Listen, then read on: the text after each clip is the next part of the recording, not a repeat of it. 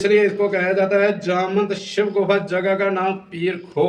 पीर का मतलब गुरु होता है, खो माने गुफा है। एक गुफा किसी के इंसानों में बनी नहीं है, गुफा जामंत भगवान जी ने ही बनाई हुई है। बोलो शंकर भगवान की जय। इस गुफा की हिस्ट्री है हमारे के शेर और बकरी दोनों एक साथ इकट्ठे पानी पी रहे थे। तो नमस्कार, वेलकम बैक बहुत दिनों बाद। और हम जा रहे हैं पीर खो टेम्पल। तो आपको दिखाएंगे वो मंदिर जम्मू का मशहूर। और हमारे साथ जा रहे हैं हमारे टीचर्स, हमारे जूनियर्स और क्लासमेट्स। तो चलते हैं और डू लाइक शेयर सब्सक्राइब, क्योंकि फिर मुझे ऐसे मोटिवेशन नहीं मिलती है कि मैं ब्लॉग बनाऊँ और एडिट करूँ। जा रहे हैं जैसे आप देख सकते हो। सबसे पहले पीर खो मंदिर जाने के लिए आपको आना है जर्नलिज्म डिपार्टमेंट के बाहर। उसके बाद आपको जाना है डिस्टेंस, उसके बाद आपको जाना है डिस्टेंस गेट, जो कि हम जा रहे हैं। तो ये सड़क बहुत ही ध्यानपूर्वक क्रॉस करनी है। मौसम ज़बरदस्त है।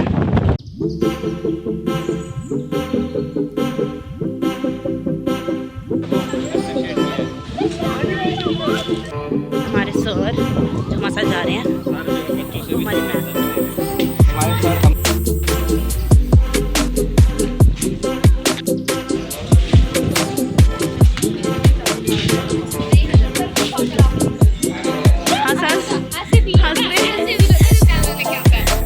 ये सामने जाली का दरवाजा दिख रहा है, ये रास्ता अमरनाथ के लिए जामंत भगवान जी ने रास्ता बनाया है।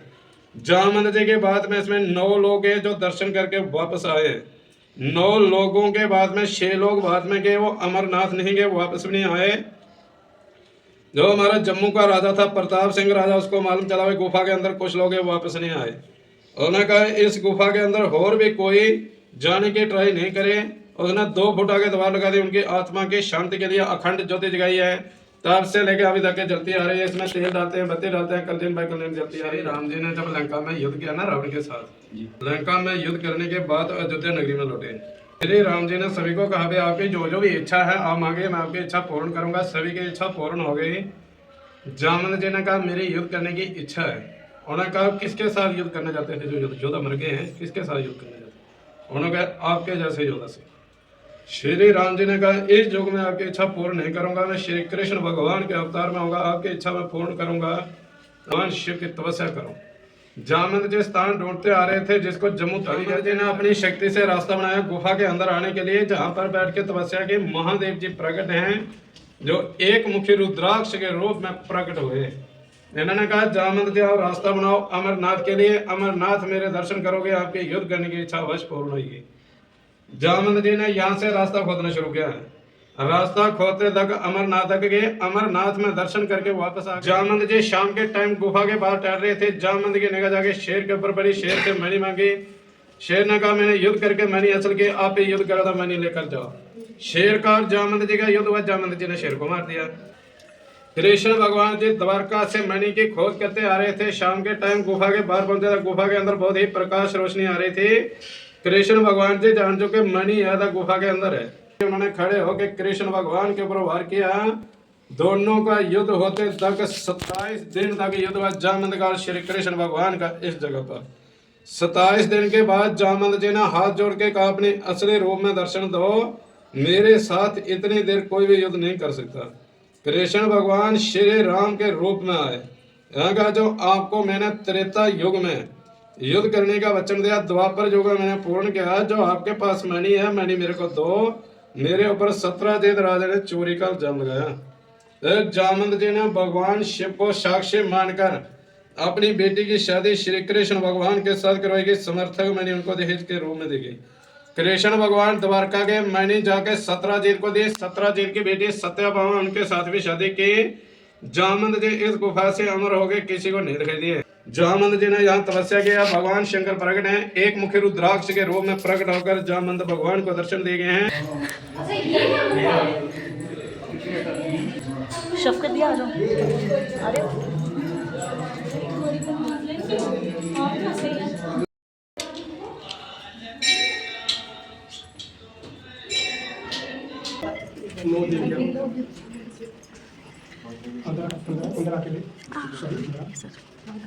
ये हैं 9 देवियाँ, जैसे कि आप देख सकते हैं।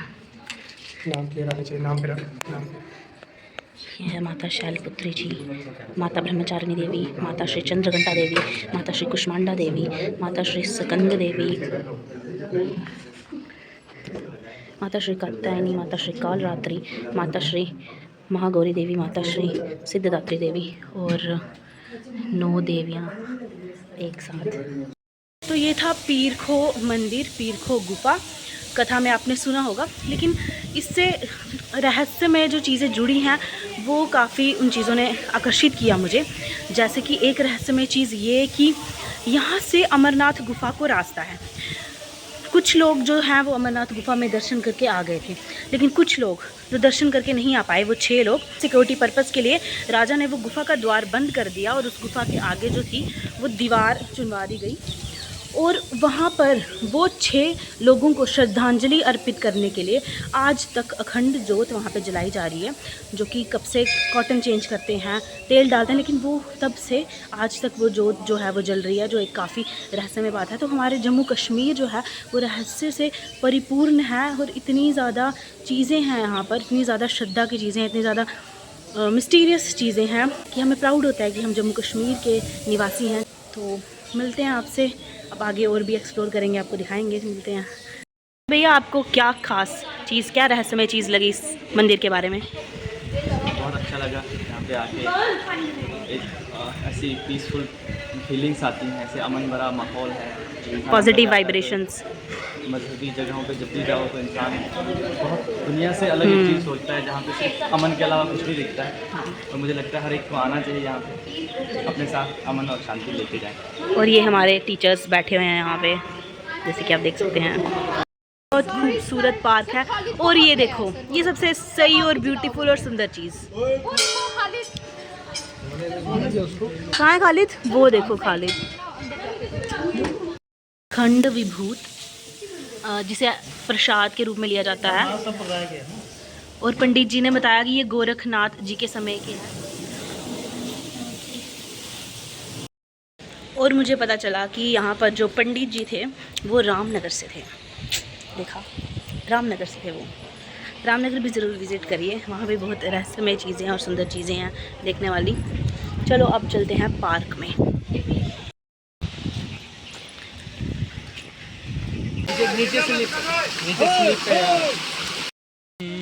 हर बच्चे का एक डिफरेंट पर्सपेक्टिव दिखना चाहिए उसकी राइटिंग में, हिंदी में इस ब्लॉग भी बन गया और विज़िट भी हो गया, मंदिर का भी दर्शन हो गए और पार्क के भी।